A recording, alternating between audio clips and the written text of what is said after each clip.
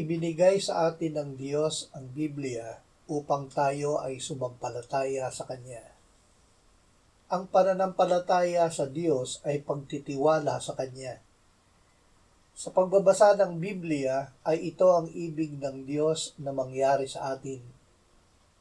Sa Panginoon ay buong puso kang magtiwala at huwag kang manalig sa sarili mong pangunawa. Sa lahat ng iyong mga lakad siya ay iyong kilalanin at itutuwid niya ang iyong mga landasin. Ang pagtitiwala sa Diyos ay bunga ng pakikinig ng Kanyang salita. Ito ay lumilikha sa atin ng pag-asa. Ang anumang mga bagay na isinulat noong una ay isinulat upang tayo ay matuto, upang sa pamamagitan ng pagtitiyaga at sa pagpapasigla ng mga kasulatan ay magkaroon tayo ng pag-asa. Ang katiyakan na mangyayari ang ating inaasahan ay pananampalataya. Ang pananampalataya ay ang katiyakan sa mga bagay na inaasahan, ang paninindigan sa mga bagay na hindi nakikita.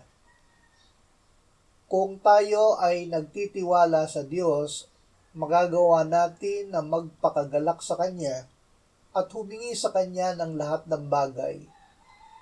Magalak kayong lagi sa Panginoon, muli kong sasabihin, magalak kayo.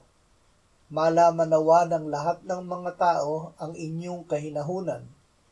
Ang Panginoon ay malapit na.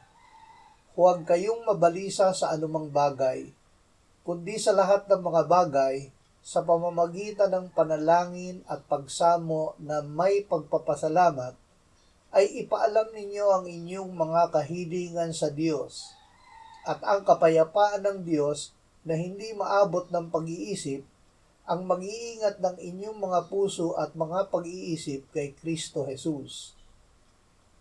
Ang kapayapaan ng Diyos ang mag-iingat ng ating mga puso at pag-iisip kay Kristo Jesus. Ngunit hindi ito ang wakas ng proseso. Ang ibig ng Diyos ay siya mismo ang ating maging pagtitiwala. Sinabi ni Apostol Pablo, kahuli-hulihan mga kapatid, anumang bagay na totoo, anumang bagay na kagalang-galang, anumang bagay na matuwid, anumang bagay na malinis, anumang bagay na kaibig-ibig, anumang bagay na kapuri-puri, kung mayroong anumang kagalingan, at kung may anumang nararapat papurihan, ay isipin ninyo ang mga bagay na ito. Ang mga bagay na inyong natutuhan, tinanggap, narinig at nakita sa akin, ang mga bagay na ito ang gawin ninyo, at ang Diyos ng kapayapaan ay sa inyo. Pansinin na ang sa atin ay mismong ang Diyos ng kapayapaan. Siya ang paulit-ulit na magsasabi sa atin sa lahat ng ating pagsubok, huwag kang matakot sapagkat ako'y kasama mo, huwag kang mabalisa sapagkat ako'y Diyos mo. Aking palalakasin ka, oo, ikaw ay aking tutulungan, ikaw ay aking aalalayan ng kanang kamay ng aking katuwiran.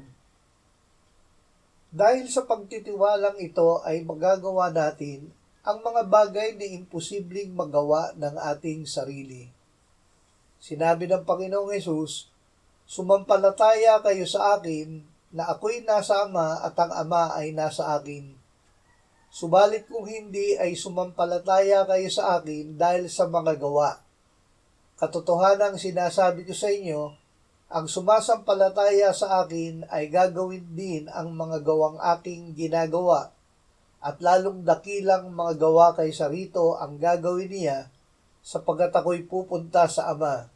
At anumang hingi ninyo sa aking pangalan ay aking gagawin, upang ang Ama ay maluwalhati sa Anak. Kung kayo'y humingi ng anuman sa pangalan ko, ay gagawin ko. Hindi ang ating sarili, kundi ang Diyos ang nagbibigay ng kakayahang ito. Sinabi ni Apostol Pablo, hindi sa kami ay may kakayahan mula sa aming sarili upang angkinin ang anuman na nagmula sa amin, kundi ang aming kakayahan ay mula sa Diyos. Kaya masasabi rin natin, lahat ng mga bagay ay aking magagawa sa pamamagitan ni Kristo na nagpapalakas sa akin.